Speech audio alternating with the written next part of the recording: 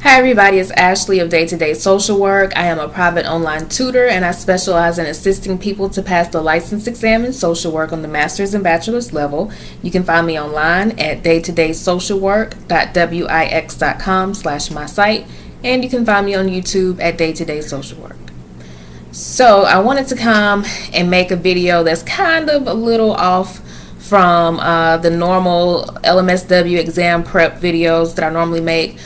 But it's still something that I think needs to be talked about, and something I think everyone needs to be made aware of if you aren't already, since we are social workers. So as you can see from the title, this video is about benzodiazepines. There's a question on the exam, or that you may have come across while studying for the exam and just practice test questions, that says it goes a little something like, what medication is used to treat anxiety, or choose the pharmacological medication that is used to treat anxiety, or something like that. And so this is a typical recall question, and the answer, of course, is benzodiazepines. So this is one of those questions that I kind of like, oh, this is one that everybody should know. It's a classic recall question.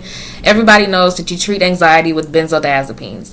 Now, as a regular social worker that has been taught this in school, that didn't really mean much to me at all. It's just, you treat anxiety with a benzodiazepine. We know that normally these are going to be medications that end in the PAMs, lorazepam, diazepam, clonazepam, and all the PAMs. The brand names, of course, are things like Xanax and Valium and Klonopin, and those kind of things. So recently, this whole thing about benzodiazepines have come to mean something completely different to me. So in my previous videos, I mentioned that I was going through some things with my family, and I don't know what my availability will be for a whole lot of one-on-one tutoring, which is why I put the pre-recorded series on special, because I don't know my availability, which seems like now that I might be available pretty normally. But at the time, I was in the mindset of thinking about a family member who is going through benzodiazepine withdrawal. So I'm going off the top of my head here. I don't know how long this video will be, but I hope that you'll stay and listen to it, and that you can provide feedback for me and for everybody else on this channel. So I have a family member who was prescribed Ativan and Xanax, and I don't know why they prescribed my family member these two medications together, but they did. And then that came to my attention. We spoke with a medical provider and brought that to their attention. They took the Ativan away and continued the family member on Xanax. So family member was using Xanax for insomnia, which we found out that you're not supposed to prescribe Xanax for insomnia. It is an anti-anxiety medication. But I guess a lot of people prescribe Xanax and other benzodiazepines for insomnia. This is what I'm finding out in my research.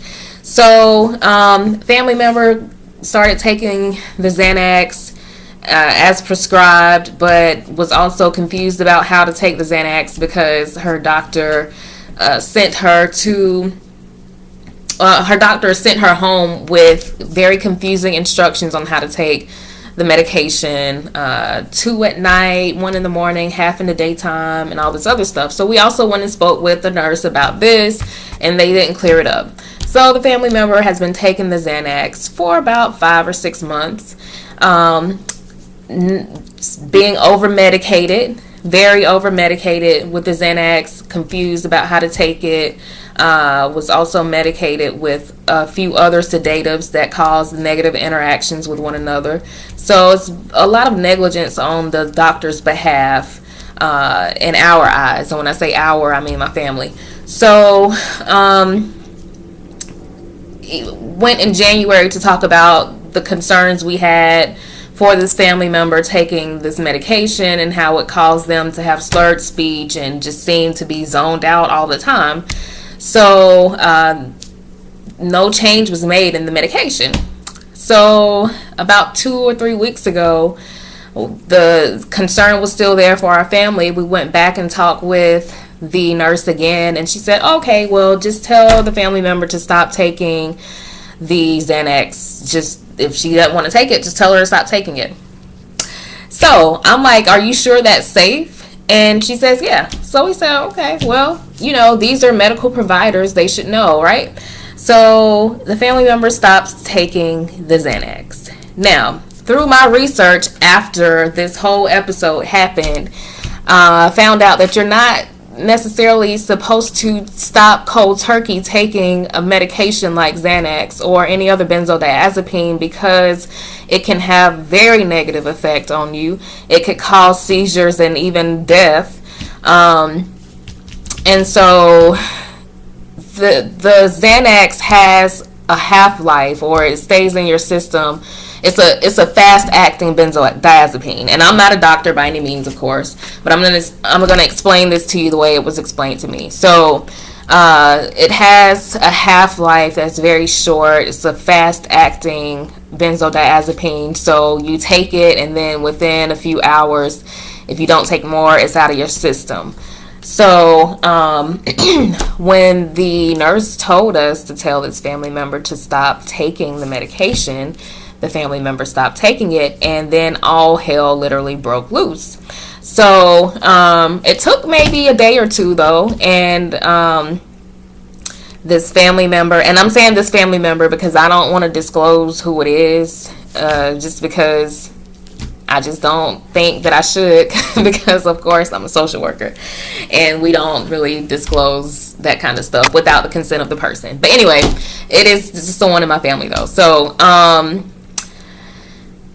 the person stopped taking the medication, and immediately, almost like within 24 to 48 hours, started going through the benzodiazepine withdrawal. So what are the symptoms of benzodiazepine withdrawal? Well, the most scary thing, of course, is the hallucinations, the derealization, the depersonalization, some confusion, some memory loss, slight psychosis maybe, obsessions, that kind of thing.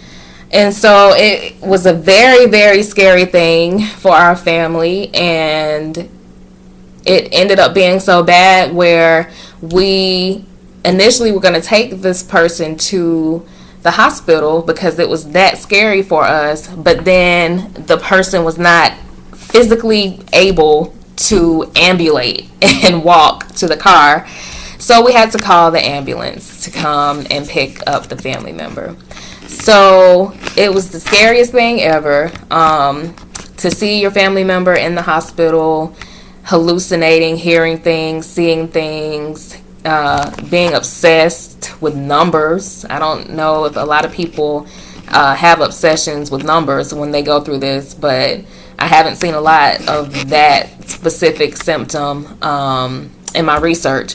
But obsessions and that kind of thing. And so went to the hospital and told them what happened, and they come up with the whole thing of you're not supposed to abruptly stop taking the benzodiazepine because it can cause seizures and all these symptoms and even death. So a family member was in the hospital for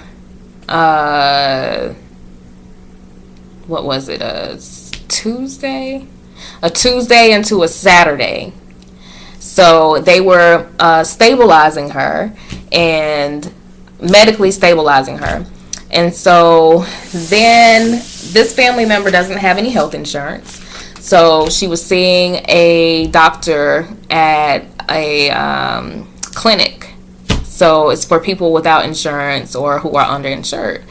And so she was seeing a doctor who, even in conversations with the nurse at this clinic, told us that this doctor feels like everybody is supposed to be fixed with Xanax and hydrocodone, which is a narcotic. And when you go into this clinic, you will see people zoned out. Like when I went inside the clinic, I'm like, why is everybody looking like zombies in here? And that's because everybody was being medicated, no matter what their problem is. But again, that's neither here nor there. So back to the story. So the family member goes into the hospital for about a week for treatment. And the plan was to taper them off of the benzodiazepine. So what they did was switch the family member from the fast-acting benzodiazepine to a short-acting benzodiazepine, which basically means that the medication will stay in your system for a longer period of time so that it makes it easier to taper off. So that's where we are now with the family member. They switched the family member over from Xanax to Valium, and there's this manual called the Ashton manual. So me being the social worker that I am, and just the person that I am, really, I started researching all this stuff about the symptoms, and I had to understand that the things that this person is going through are normal. So the insomnia, which is crazy, I mean, it's hella crazy, y'all. Insomnia, especially when you are one of the people that are helping this person get through this, and you have to be with them and make sure that they're okay. You have insomnia too, because you have to wake up and tend to the person if necessary. But the insomnia, the hallucinations and all that kind of stuff, all that is normal. But through my research, I found the Ashton manual, which is there's a doctor, or was a doctor, named Heather Ashton, who came up with this manual about benzodiazepines and what they do to your body, how to safely taper off them, and the withdrawal symptoms and how they can affect you and whether or not they're normal and that kind of thing. So I will put a link into the description box to the Ashton manual in case anybody wants to check that out. But just looking through research and just online support groups and that kind of thing, this drug is something that you're only supposed to take for 2 to 4 weeks. But in looking at forums for support, people have been prescribed this stuff for years and years and years, and then they try to get off of it, and then they go through all of these horrible symptoms, and their life is a living hell. People become suicidal and everything from taking this medication and trying to get off of it. So I'm just wondering why anybody would think that it's okay to prescribe this to people at all, first of all, and then why they think it would be okay to prescribe it to them for longer than the 2 to 4 weeks that it was supposedly intended to be prescribed for. So now that some time has gone by, my family member is not having as hard of a time in the withdrawal than a lot of the people who I've read about online who have been taking the benzodiazepines for years. So, and we're still in it. Like we still have a ways to go. So we had to find a new doctor for our family member and someone who could help us taper her off of the medication.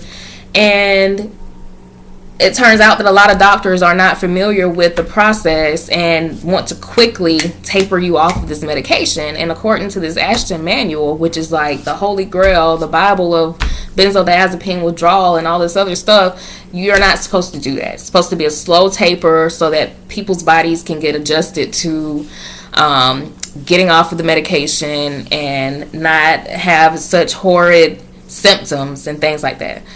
So I thought I would share this with everybody because I feel like this is something that needs to have more awareness. So if you know anybody that is taking benzodiazepines and anybody who's gone off of benzodiazepines cold turkey or tapered off of it, if you have been taking them or if you've ever tried to get off of it, let us know. Like, tell me in the comment box, like, what was your experience? What helped you to cope? What helped you to cope if it was a family member of yours? What were your symptoms and that kind of thing? Because before this happened, benzodiazepine was just an answer to a question on the licensed social work exam test. Like, it had no other meaning to me at all. But now that it has significance in my actual life, it's like, wow. And I wondered, like, how many of these other drugs have this kind of negative effect on people. So my plan is to hopefully get this family member to come on and make a video with me at some point. But again, they are still in the process of withdrawing from the medication. The doctor has taken her from 15 milligrams to, and this is the Valium. So Valium and Xanax are two totally different medications, but when you look at the dosage of Xanax and the dosage of Valium, when you try to equal them out, it seems like the Valium is a higher dosage, and just the numeric dosage, just the actual number, is a higher dosage, although the equivalent of Xanax is a lower numeric dosage, if that makes sense. But anyway, so that's where we are with this. She was at 15 milligrams for about 10 days, and then the doctor put her down to 10 milligrams for 10 days, and then he's going to put her down to 5 milligrams for 10 days, and then there's no plan after that. But I think I'm going to talk with this doctor and say no. Like, that's too quick of a taper. And I actually did. I said, well, have you ever heard of the Ashton manual? And he said no. And he was like, no, this isn't too quick to taper her off of this. It's not quick enough. And I'm like, you don't, like, do you know, have you researched this? Like, he's a primary care physician. He's not a specialist or anything like that. So you would think that someone would want to take the time and do some extra research on it. I would think so anyway. But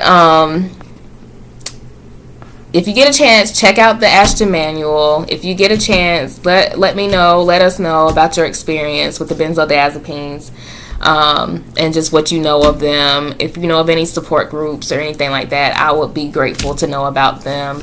I did join a group on Facebook, just because when I had my fibroid issue, I found a support group that was very helpful for me on Facebook, so I figured I could find the same thing related to the benzodiazepines, and I did. It's not as helpful as the fibroid thing, but yeah. So if you have any information, let me know, and I look forward to hearing from you all on this. And I just urge you to be more inquisitive when it comes to medications, so that you won't come across an issue like this with your family, and that these medications aren't just an answer to a question on an exam. So until next time, I will see you all later.